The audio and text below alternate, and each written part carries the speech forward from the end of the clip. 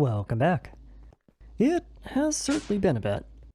I blame having to build a mega scraper every time I have the audacity to do something more complicated than pick my nose, but I digress. We're doing more New Horizons.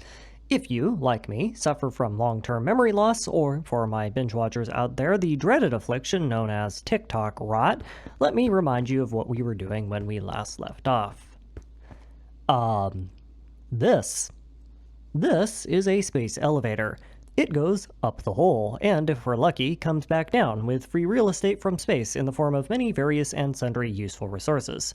It's critical to game progression, massively more efficient than any other option I have for resource production at this point, and only consumes power. And we're gonna completely ignore it and do something else for, 27 minutes here, because this sucker comes with a not very secret requirement that I cannot satisfy with my current infrastructure. Depending on how closely you watched backing of the footage in my videos, you may have noticed that I was working on some things without recording. Most of this was just cosmetic changes or system upgrades for things like chronically overtaxed benzene lines, but one of the big ones was this. This is my new ME computer core. It's shiny and desperately needed. To be clear, my old network system still works perfectly fine, and it actually scaled really well with the rest of my infrastructure needs, give or take a few brownouts. It does, however, suffer from the minor issue known as ramen apocalypse, which happens every time I have to rearrange the wiring schemas. Which is often. We don't have noodle incidents anymore, we live in the world of noodle lifestyle decisions. Everything being centralized means that there is a direct cable line enabling a peer-to-peer connection to the central computer, and while that is fine for a couple of machines and doable for a couple of dozen, it is utterly unmanageable for a couple hundred, and we have passed that point quite a while ago. To add to the mix, I also made the questionable decision of plumbing up my entire system with smart cable, which, as it turns out, lags servers horribly. It's less of a problem for a single-player world because I'm the only one who has to suffer the consequences, but if I tried to pull this somewhere other people were working, I could probably repurpose the thing into a pitchfork collector and get some decent iron yields out of it. This is, by the way, your once-per-video reminder that most of what I do is a crime against humanity. Please do not replicate it on public servers. The solution to all of these problems is the wireless connector, and also the enormous cable ball that I've been working on to make my new computer core out of. Wireless connectors are basically just dimension-locked quantum bridges, and they are fantastic. They're also majorly energy intensive if used to cross long distances, which might have been a problem back in Louvre tier, but it certainly isn't now, so there is zero downside to spamming them out absolutely everywhere, with the one exception being that I now have to redo the wiring for my entire base. Joy! So with that little side project done, let's get back to the real task at hand. As touched on previously, the space elevator is a modular structure that has, for the lack of a better term, card slots built into it that you can install various modules into. Energy goes in the bottom of the main elevator, and the input and output points for the modules go into the space provided in the card slot. And then everyone is happy. Except for me, because I have to make the things. Pumping modules are a UEV tier tech, and mining modules has some additional complexity involved in their construction, but I can at least get a space assembly module working now, which is functionally useless at the moment. But, you know, huzzah, progression. So what do we need to get the other two modules working? Well, that involves a sequence of tasks so odiously recursive that I'm not going to bother explaining a solid 90% of them, and will instead direct you to look at all of the wonderful shiny things that I make along the way to get it done. Shiny number 1, the Nanoforge. This tower, that definitely isn't compensating for anything, is the next in a long line of multi-block structures that was added to process maybe a dozen recipes in total. In this case, those recipes are for things called nanites, which are largely used as a crafting catalyst to make things more thematically expensive, and occasionally as a doodad that lets you overclock or upgrade machines, the most important of which being my PCB factory, because I can count on one hand how many times that thing has not been backlogged with 5 fingers left over. A couple of squirrel attacks later, and I find myself engaged in a serious blast from the past in the form of forestry tree breeding. You know, the kind that you do with bees and a grafter. Yeah, that's right. New Horizons has somehow managed to make even this relevant. So let me explain. UU matter fabrication is more energy efficient, aka faster, when you feed the machines doing the fabricating a precursor made by recycling random junk items. There are limits to what items you can recycle for anti-cheese reasons, and a lot of the obvious let's make 3 billion items a second from nothing options just straight up don't work, but it just so happens that a lot of less well-known modded items do, and one of those, the Biblicraft framing board, lets you convert one oak log into 384 recyclable items, which is overpowered as all heck. The catch is that they require oak slabs to craft, and all the wood types that can be turned into oak slabs are usually ones with a very low log per second production rate in the tree growth simulator. On their own, that's fine, but if 99.9% of your wood is instead being fed directly into the charcoal lines that are now starving for resources because you keep turning everything into planks and feeding it into the recycler, your tree growth simulator tends to struggle to keep up, and it very quickly starts being less fine. The obvious solution is to make multiple tree growth simulators, one for, in this case, Bernardo wood, which is more than enough wood for planks even after skimming a bit off the top for redox production, and a second for purely charcoal. Which begged the question, what was the most efficient log return I could get from a sapling in a tree growth simulator? Turns out, it isn't the Natura redwood, which would be the logical option, it's forestry's giant sequoia, which yields a whopping 80 logs per cycle before modifiers. So, here I sit, breeding trees in UHV. Though, thankfully, pollen bags make tree crossbreeding really easy, and for the rarer crossbreeds I can just use the Mutatron, so all told it took maybe 10 minutes to get the sapling. And with that bit of dilly-dallying out of the way, my research tasks and the current cohort of crafting builds have completed, leaving me finally ready to begin a tentative push into UEV. UEV doesn't take kindly to this and pushes right back. According to the quest book, there are 4 major progression steps for me to peruse right now. And in reality, there are more, but it doesn't really matter because all of them are dwarfed by one exceedingly robust sea green elephant in the room, called Tengam. Tengam, which you'll notice is just magnet spelled backwards, oh the creativity, is a required material for UEV motors. Normally, you mine it on one of the Stargate planets, except that isn't an option for me. No worries. The space elevator can also mine it infinitely from asteroids, so we got it covered. Except that isn't an option either, because the drone and module upgrades needed to get it require, you guessed it, Tengam. So alright then. Fine, I will use juice magic for it. Mirror, mirror on the NEI page. Tell me, which meteor summoning ritual gives me Tengam? Yeah. I can see why we might have some issues here. Meanwhile, back at the ME system, it's time for another storage upgrade, because someone, looking at you, Giant Sequoia, decided to jam up my entire system with logs. Normal people might look at this as an opportunity to do things like cut back on excess production, but by that same token, normal people haven't played this mod pack, so what do they know? So anyway, as insane as the Tengam problem might sound initially, I did the math, and it isn't actually as bad as it looked at first glance. Like, don't make a mistake, it's really bad, but it's not like run-ending. The absolute minimum amount of Tengam I need to make all of the items that I need to do the space mining is 768 dusts, which isn't very much, at least by the standards of New Horizon. The ore doesn't have secondary outputs, but summoned meteors do make the tile entity version of it, so the 3 times production multiplier from mining it with a mining drill should still apply, which drops me down to about 5.6 meteors worth of mining. Orbis Terrae radius buffs probably aren't going to drop that far below 5, but they'll probably also get there. So round up and call it 5, and you get a shockingly reasonable number of catalysts for a recipe that was added as a meme. The part that worries me is going to be getting all the juice to power them. These suckers require 1 trillion points of the stuff to summon each, and summoning meteors a tenth of that cost was a tremendous undertaking only made possible by converting half of my altar into capacity upgrades, which is not going to work a second time. So there's no way around it.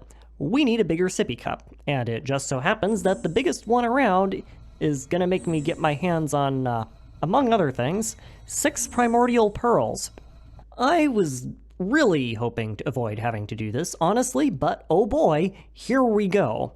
The New Horizons approved recipe for primordial pearl duplication requires a dungeon block from the Twilight Forest to produce them, so it's unusable. Loot bags are an option, but even by exploiting uber-enchanted swords to guarantee the rare drops, loot bags would still require either a massive amount of laggy momfarbs using slow, unreliable dynamism tablets, or a moderate amount of the same, and then add on a week of letting the game run, both of which I would really prefer to avoid. This leaves me precisely one option, which is collecting them myself. It turns out that for a sufficiently advanced civilization of one extremely psychotic waterfowl, not having Eldritch portals isn't an issue if you can make them yourself. Normally, this wouldn't be possible since the research necessary to open the Gadamancy version of the portal is gated behind reading the Crimson Rites and accessing a normal variant of the portal, but with the combination of Knowledge Shard unlock spam and Uber enchantments, we can skip both of those entirely. The Gadamancy dungeons differ from the normal ones in a couple of ways, though. First off, they are single-use. You can only portal in once, and the portal to return only opens once you beat the boss, so if you beef it, your stuff is lost unless you have a way of dimension hopping back to where you died. Second, and most critically, the dungeon generates dynamically when you enter the portal. They don't actually exist until you create them by traveling to the dimension, which means that using them is within the rules of the run in the same way that using the return portals from the Nether and Twilight Forest is fine.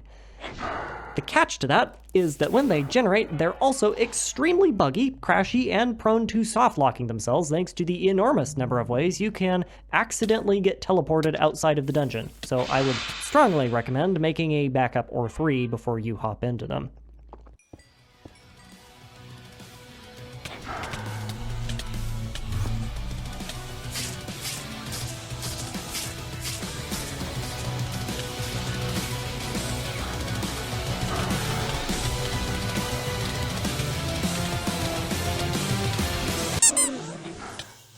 On the other hand, shockingly enough, a Sharpness 20, Wrath 20 Kikoku, 140-ish hit points, a full set of Unbreakable Awakened Icorium armor with the literal maximum capped protection and Last Stand enchantments with 130-ish levels of ablative XP to buffer that, and a functional immunity to any negative status effects is a pretty effective counter to a dungeon that assumes that you'll be going in with, like, glorified diamond armor. So once you account for those, the only danger here is getting lost, because I honestly could not find my sense of direction if it leapt out of a manhole cover and took a chunk out of my cheeks. Spoke too quick. There is another danger. It's soft locks. Soft locks are a thing. The dungeons, as part of their dynamic creation, have the unfortunate habit of respawning on top of each other, so after a couple, you tend to get interesting situations like this, where bits of the dungeon that are essential for progressing are entirely inaccessible through the maze because they were cut off by glitched formation patterns. The glitches do make holes that you can usually use to escape and re-enter the dungeon from, but rarely, like in this case, the tablet room or the boss dungeon door gets deleted entirely, which makes completing the dungeon impossible.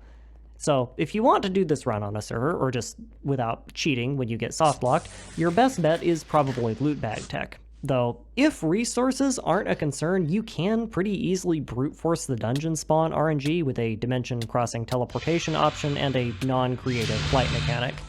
I got smart after this happened the first time and swapped my Infernal Infusion passive to the Bat one to enable infinite hoppies without triggering the creative flight anti-cheese, and started carrying a set of ruby slippers with me, but never really needed to use them because the return portal also glitched out and was always open for some reason, so yeah, this mod is scuffed.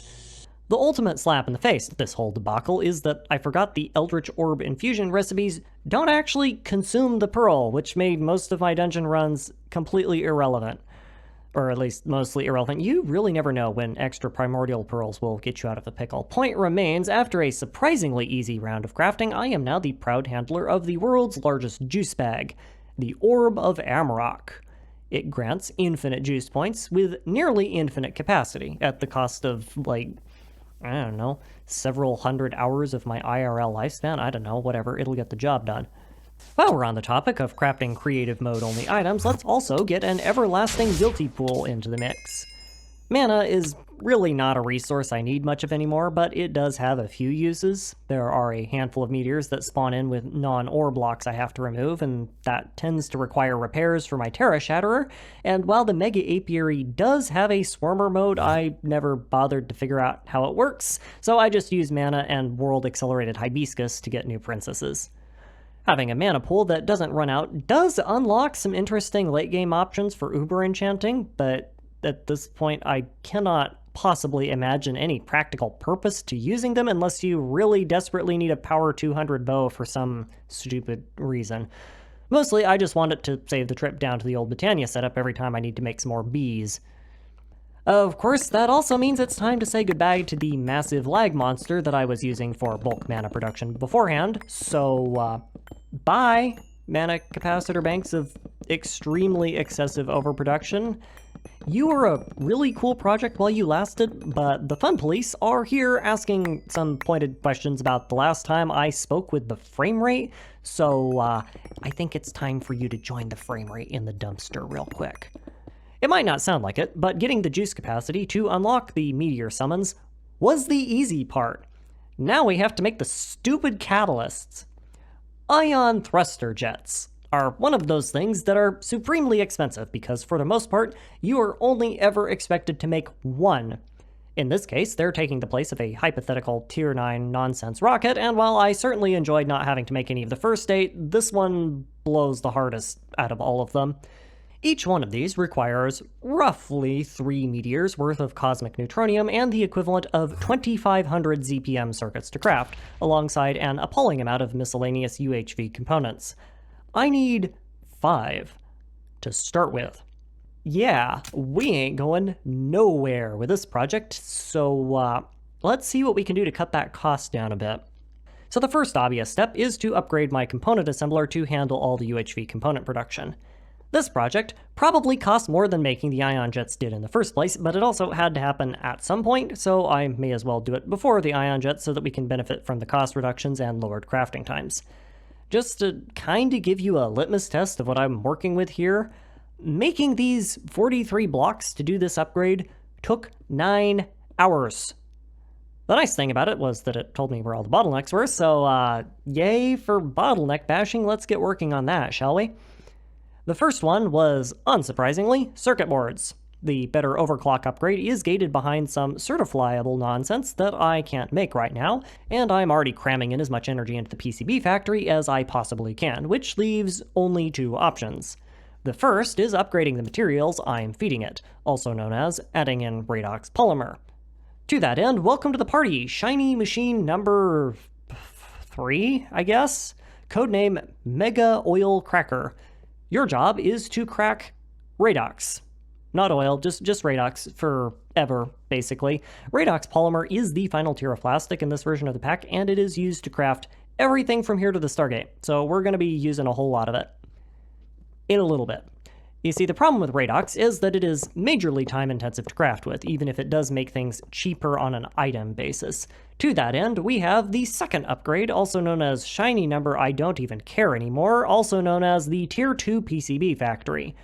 We stuck a tire on it and called it an upgrade, folks. You remember that giant compensation station that I made earlier to produce nanites? Yeah, that was for this thing. To put it simply, more silver nanites equals more parallels, which sometimes but not always equals less time spent twiddling my thumbs while the thing contemplates its navel and occasionally poops out a circuit board or two, depending on what tier of plastic I'm using to make the boards with. The math behind this falls firmly in the category of dude, just trust me, don't worry about it. The second and last major bottleneck was, of course, the eternal pleasure that is my smelting and vacuum freezing capacity. This is basically always going to be an issue, and there really isn't a whole lot I can do about it. Recent versions of the pack have a much more fleshed out endgame with multi-blocks designed to tackle the interesting logistical issues that come about with only being able to refine 4 stacks of ingots a second, 20 times a second, but those don't exist in this version, so my only option from here to the Stargate is going to be spamming out Mega EBFs and Mega Vacuum Freezers like they're going out of style. Of course, the trade-off here is that I don't have to make all the stupid endgame multis, so, you know, silver linings. I am kind of pushing the limits of my power production, though, so there won't be any more spam happening until realistically UEV. Here's hoping it's enough. This actually kind of brings up a more general issue that's going to start making itself exceedingly apparent here in the next few videos. Most of the game up until this point has been largely refined into something resembling playable, which, is a take that probably comes as something of a surprise given how much I have been vomiting mauled about how terrible most of the game design is until this point, but still, I will acknowledge that an attempt was made to provide at least one decent solution to all the main game tech progression tasks that isn't just spamming machines until you kill the problem or the problem kills your CPU cores. We're currently leaving that part of the game behind and are rocketing instead junk first at Mach yes into the wonderful world of we'll fix the pack before anyone gets this far, so don't worry about balancing it. Case in point, one of my next major bottlenecks is to resolve the laser engraving issue. Newer versions of the game have added much better ways of doing this. Older versions didn't make you do it at all. This version? Well, put it this way, when you don't have any other options, quantity starts to take on a special kind of quality all on its own, and I am nothing if not a major enjoyer of extremely quality content. See, look at it. Isn't that cool? It's shiny and stuff. It's almost so cool that it made me forget about the crime against good engineering that it represents. Almost. So anyway, 36 hours later, and I am the proud recipient of precisely 5 ion thruster jets. The 36-hour thing is not a joke. I timed it. In fact, my dinky little factory had such a hard time stocking up on some of the materials that I was straight up clocking 8-hour shifts a day, watching YouTube and summoning meteors every 20 minutes every time I ran out of something. But, despite their incredible costs, the thruster jets function just like any other consumed catalyst and summon an unimpressive-looking turd ball comprised of 99% salt that will probably take another couple of hours to do anything with and supposedly contains trace amounts of progress. Just like the rest of the game, actually. You really could have fooled me, because I certainly can't spot any of the progress. Here's hoping that all my assumptions about how the mining drill multipliers work were correct. Otherwise, this video probably isn't going to be coming out until flippin' July. As evidenced by the fact that the video is in fact uploaded, yes, all of my assumptions were correct, so while getting those chewed away on in the background, I move on to doing literally anything else. Like running water through a bunch of machines to wave the magic stick of game progression over it in the name of purification. The general idea with this mechanic is that by using successively more machines and more energy, you can refine water into various purity tiers, and using higher tiers of purity allows you to more efficiently craft the final tier of wafer from magic woo-woo sticks. I don't know. Given that each stick costs a stack of solar-grade silicon blocks to make, and any energy requirements not measured in triple-digit amps are irrelevant, this is a pretty good deal. It does, however, beg the question of why I can't simply cool down the several million buckets of steam I've been hoarding for zero reason whatsoever, or just maybe use the same industrial tree juice that has been working just fine for every other cutting application in the game until this point, but I guess we all need a hobby, and it just so happens the shared hobby of the GTH devs is designing a deeply illogical way of making hyper-expensive boysenberry blast-flavored lube in a Minecraft mod pack. Refined water is pretty simple in this version, and I also don't really need a whole lot of it yet, so once I have a system passively cranking tier 4 out, chosen entirely at random, I let it sit and move on to other things. Mining my 5 marginally overpriced salt licks gave me a whopping 908 Tengam dust, which should have been enough to rush down the more efficient way of producing this stuff, if I hadn't forgotten that one of the other ingredients I need is molten transcendent metal, the production of which indirectly requires some stupid blue noodle box called a dimensionally transcendent plasma forge. And naturally, the controller for that needs another couple hundred Tengam to make, as do a now required assortment of UEV energy hatch upgrades, and pumps, and superconductors, so congratulations, we get to bum rush through the first half of UEV, before we can get the materials to start working in UEV. Yeah. Get comfortable, folks. We're gonna be here for a bit. Also, there's no multi-block electromagnetic separator in this pack, so bulk Tengam refinement gets to be done by spamming out single blocks for the rest of the game. Whee! And here I thought I was finished with this nonsense after the recycler incident. Well, if I'm being forced to camp UHV, I might as well have a picnic. And the meal of the day is cheese sandwiches, because that is literally the only option on the menu at this point. I cannot emphasize this enough. The time where graceful engineering could solve problems is dead. We killed it. There is nothing else I can do to accelerate production other than make more multi-blocks and run them in parallel. Nothing. And it sucks. So anyway, as always, production is being limited by my ability to smelt raw material, so welcome to my probably very temporary solution to that bottleneck. That's right, it's 4 more mega EBFs. Imperfect overclock mechanics and limited parallels punish you for trying to process materials in a server-friendly and lag-efficient way, so f*** it. Let it lag. It, in this case, is referring to what will eventually be a bank of 12 mega EBFs slaved together to run as one block, with another up-and-coming space earmarked for up to 12 vacuum freezers doing the exact same thing. There is no strategy left to play with here. We need brute force solutions to a brute force problem, and that solution happens to just be more. Of course, more comes at a cost, and that cost is the cascading upgrade dependencies involved in suddenly having to quadruple my energy output to keep the lights on. Nectars are fantastic, but their next major upgrade is UEV gated, as is the upgrades to their fuel production, so I have to beat that problem with the stick of infinite resources as well. For once in my life, I actually saw this coming, planned ahead, and my Nectar setup was built with space to easily slot in another 4, with room for another 8 when I decide I hate myself enough to keep playing this archetypal representation of effort justification, moonlighting as a video game. All this extra energy now means my transformers can't route it fast enough, though, so they need upgrades too. And then my capacitor can't capacitate enough to damp the energy production spikes, so that gets another upgrade as well, and on it goes. Alrighty. If we can't crank out I can't believe it's not a magnet material, what can we do?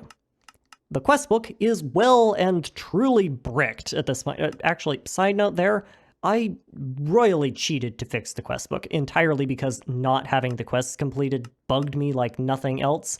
This doesn't actually do anything. I have not had a quest reward be relevant since like HV, but it looks pretty and someone was going to get confused, so I figured I should point it out. But anyway, once I fix the quest book, there are, broadly speaking, 4 progression vectors that I get to work with here. The first is fusion, and I want to delay it as much as physically possible, because I need to transition into using the hilariously misnamed compact fusion reactors if I want to run a plasma forge, and that transition will be a whole lot easier if I can get upgrades made to other areas first. The second is optical circuits, which I can't do donkey with until I have fusion upgraded. The third is resource collection upgrades in the form of space elevator bull honky, and the fourth is making giant cosmic swirlies, whose only challenge comes in the form of avoiding RSIs when you are programming the several thousand patterns needed to teach your ME system how to stick several 100 million assorted ore ingots in a box and sit on it. I'll let you guess which one I went with first. Other than half an hour of recipe programming and some weirdness with things requiring strange and nonsensical crafting resources, such as tricalcium phosphate singularities, there really wasn't anything to write home about here. They're not even objectively that expensive, they're just really annoying. The real kick in the teeth to all of this is that without Tengam, processing everything else would be a breeze by typical New Horizons standards. Infinity ingots are going to start experiencing shortages in about 5 seconds here, but I have a few thousand of them stockpiled up from whenever I had spare cosmic neutronium lying around, and that should be more than enough to grab some early upgrades with. So, while those supplies last, the next on the list is to get UEV superconductor production going. The good news here is that NEI is actually wrong when it says I need to make hypogen coils to process the stuff. This is due to the hitherto functionally irrelevant heat capacity buff that EBFs get when processing above MV voltage, which is not reflected in the NEI recipe. But it just so happens to be strong enough to kick the coil requirements back down to merely infinity, allowing me to process this stuff, air quotes, early. Of course, the bad news is that I still need to upgrade my coils to infinity, and at roughly 8,000 ingots per mega EBF, that ain't gonna fly. Volcanuses don't get the heat capacity buff and really can't be overvolted anyway, so I can't use them, but what I can do instead is slap down a few rinky-dink regular EBFs to trickle the stuff through passively while I work on getting the mega EBFs the full set of upgrades. So cool! We are now absolutely dirt broke on all of the materials I need to progress, and 27 minutes into a 30-minute episode, and we haven't even touched the giant blue traffic cone yet. Are we finally ready to use the space elevator for something other than taking up said space? Why, yes, in fact, we are. Yes, really, I promise. I might not be able to make the final tier of Space Miner just yet, but what I can do is make the second tier alongside the first tier of Space Pump, and the pump, in particular, has me excited. I can't say for certain how much of my infrastructure I have dedicated to producing space pump compatible fluids, but it is somewhere in the neighborhood of a metric butt ton. Unknown liquid, in particular, currently demands the full-time processing attention of no less than 14 multi-block fluid extractors, and maybe a fifth of my industrial apiary is likewise dedicated to producing fluid products or the ingredients to synthesize them. With this elevator, all I have to do is push a button, program a console, and pay a bit of energy, and then out comes just about any kind of liquid I could ever want in whatever quantities I care to pay for, no processing required. Unfortunately, I can't quite say the same for the mining modules. I've been using one of these for a little bit already to try and quell the arterial gush of cosmic neutronium that doing anything tiered past UV requires, but it's time to start fully integrating them. Much like the meteor summoning rituals that have been the mainstay of my production line since IV, the space elevator spontaneously generates ore. Only instead of a consumed catalyst and a bunch of juice, I now pay in electricity, compute, drill heads, and a bit of plasma. This will randomly summon ores from pools defined by a number of numbers that I type into a box, and a non-consumed catalyst called a mining drone.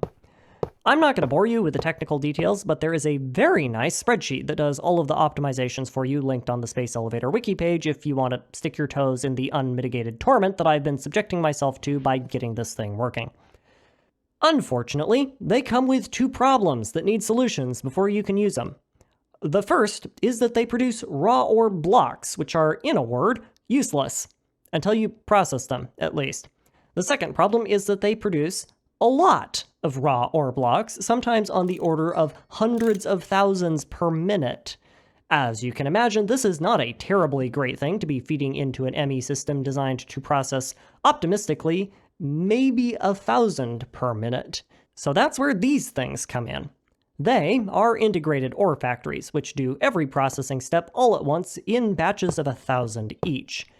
They are very strong. They are very fast. And they are very, very, very annoying to automate, thanks to their high throughput demands and the massive production speed of anything they output. They're also going to probably want a whole host of supporting machine infrastructure to help with post-refinement, and heaven only knows how I'm going to store all of the stuff they make, because the largest multi-type NE storage cell in the game can only hold 133 million items, which the system will eclipse in about 5 minutes flat.